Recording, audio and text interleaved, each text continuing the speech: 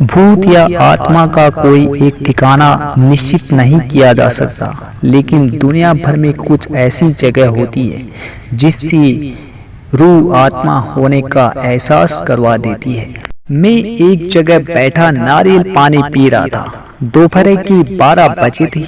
सामने से एक सुंदर सी लड़की मुझे घूरे जा रही थी।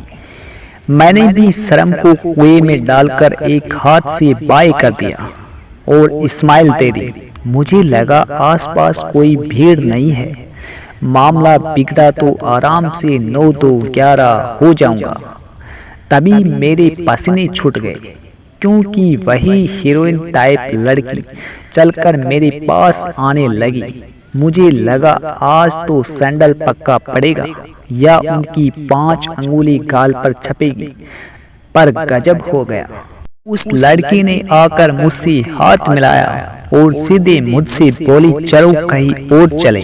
नारियल पानी वाला उस हूर परी को मेरे जैसे शर्मीले रोमियो के साथ देखकर ऑलमोस्ट कोमा में जाने वाला था, और मेरी भी सीटी पीटी गुल थी। मैं आधा पिया नारियल पानी छोड़कर उस हूर परी के साथ लट्टू की तरह चल दिया।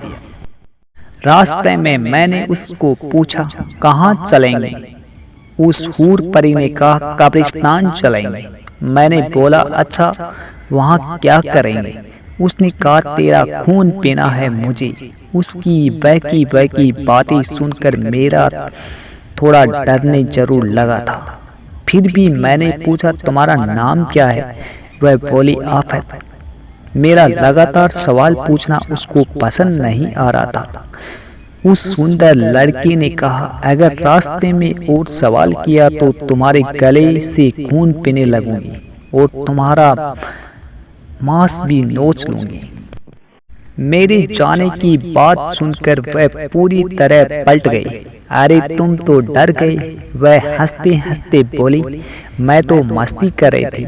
और कहा, आओ अंदर आओ। अंदर सिर्फ मेरे फादर की कब्र पर कुछ समय बिताना है। मैं हिम्मत करके उसके साथ कब्रिस्तान में घुस गया। कब्रिस्तान के अंदर अजीब सन्नाटा फंस रहा था। वहां पहुंचते ही उसने पेड़ की छांव में खड़ी होकर अपना रूप बदला। उस लड़की ने अपने बाल बिखेर कर खोल दिया और दुपट्टा पेड़ की डाल पर डाल दिया और उस पेड़ पर उल्टी लटक गई। डायनो की तरह हंसने लगी। मैं साइड से भागने लगा तो उसने मेरी टांग पकड़ ली, जमीन पर गिरा दिया। उसकी बाद बेहोश हो गया। जब रात के सन्नाटे में मुझे होश आया तो खुद को उस तान पर अकेला पाया। वहां से डरकर अपने घर पर आ गया, चुपचाप आकर सो गया। मेरे कुछ दोस्त बताते हैं कि वहां एक लड़की की आत्मा भटकती है।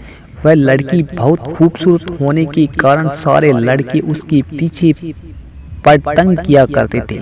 उस लड़की को कुछ बदमाशों ने मार दिया और वही उसकी लाश फेंक दिया था। तभी से उसकी आत्मा यहाँ आने जाने वाले लड़कों को परेशान करती है। जब मुझे उस बात का पता चला तो मैं कभी उस स्थान तक नहीं आया। मुझे वो घटना याद आ जाती है।